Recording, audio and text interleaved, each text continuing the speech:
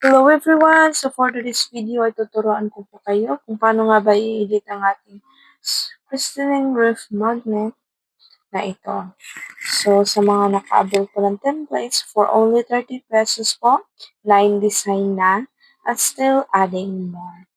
So tuturuan ko po kayo kung paano maglagay ng outline sa ref magnet after i-convert into PNG. So kung makikita nyo, ganyan po kaganda ang ating mga ref magnet souvenir with different theme at meron na po yung backing design na kasama at also free mock-up and also free format ng drag and drop.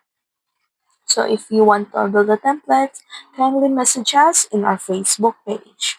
Thank you everyone! So for today's video ay tuturuan ko kayo kung paano natin siya i-convert and punta sa drag and drop para ma-print na. So first thing first ay pindutin natin po yung share and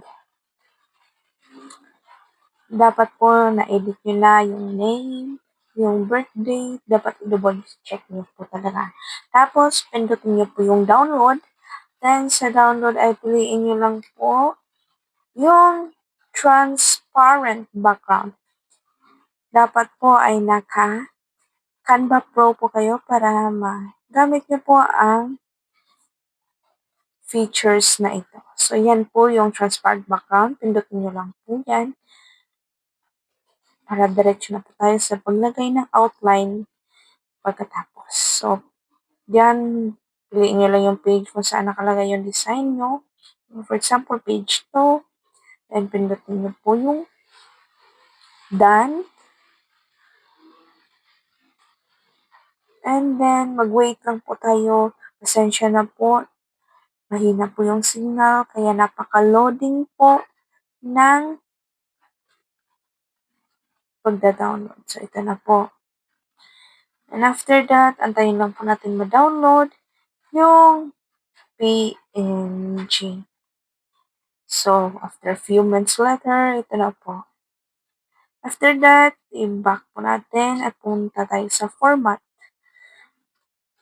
size. So, kasama na po ito sa ating templates na maa-avail nyo.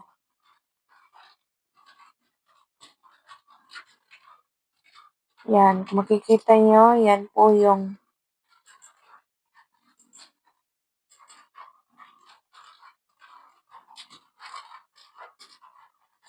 yan. So, bakit dapat need mag-outline? So, need siya mag-outline po para hindi po tayo mahirapan mag-cut. Lalo na pag mga difficult design yung gagamitin natin. So, need siyang i-outline para mas madaling i-cut. So, for example, i-add natin yung, yan po ang nangyayari pag transparent background, yung pag-convert natin, wala po siyang background. So, ang gawin natin, pumunta tayo sa edit, then sa effects, under sa effect, may shadow na nakalagay. Then, piliin, may iba't iba pong shadow dyan, may glow, may drop, and then may outline. So, scroll down lang po natin. And pagka-scroll down ay mayroon po yung makikitang size. So, yan po ay size kung gaano ba ka-visible ang outline natin. So, for example, 33. Pero nasa inyo na po yan. At sa color naman, pumili kayo ng kung ano-anong color na gusto nyo i-outline natin. So, for example, white yung napili ko. Yan po, yung pinaka-close. Yan po, di ba? Napakaganda na highlight po talaga yung souvenir. So, yan. Adjust lang po. Then, for example, ganyan po. Yung intensity naman po sa baba, wag nyo na po yung galawin dahil pag ginalaw nyo yung intensity na yan, maaaring mag-transparent yung outline. So, yung size na lang po yung galawin nyo. So, napaka-importante po talagang maglagay ng outline. Kagaya po niya, napakadali na lang po niyang gupitin At kung lalo na pag gumagamit kayo sa inyong mga design ng mga difficult na elements, difficult i-cut. So, yan po. Need nyo po siyang i-outline para mas madali. Then after that, done na po. For example, yan. So, for example po, ito yung ibig sabihin ko. Ito. Yung unicorn design na yan. Pag wala po yung outline, panigurado pong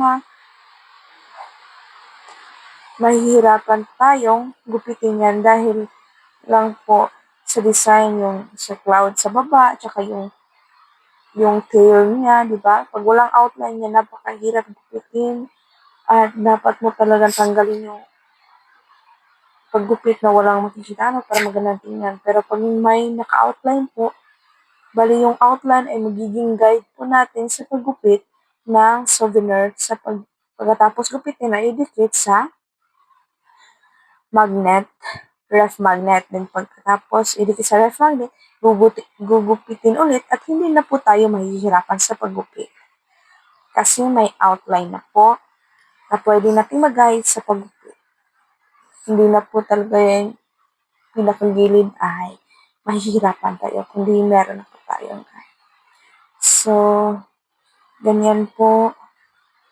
Yan po ang resulta ng ating mga souvenir pag may guideline or yung outline. So, kayo na pong bahala pumili kung anong color ng kulay ng outline yung ilalagay nyo. Red ba, white ba, black ba, nasa inyo na po yan. Basta maganda siyang tingnan at dapat yun yung gusto ng client. So, yan, tinatry kong tanggalin yung outline. Kaso hindi ko matanggal dahil napakahina po ng signal para paipakita sa inyo kung ano ba yung hitsura niya pag hindi naka-outline at ano ba yung ibig sabihin ng sinabi ko. So, dapat po yung paglalagyan nyo ng souvenir ito, bago kayo mag-outline, dapat po yung page ay kahit naman po i-gray nyo yung color, yung pinaka light gray na lang talaga para maging visible sa pag-print ang outline. So, maraming salamat po sa pagkikinig. Nawa po yung may natutunan kayo. Yun lamang po at maraming salamat.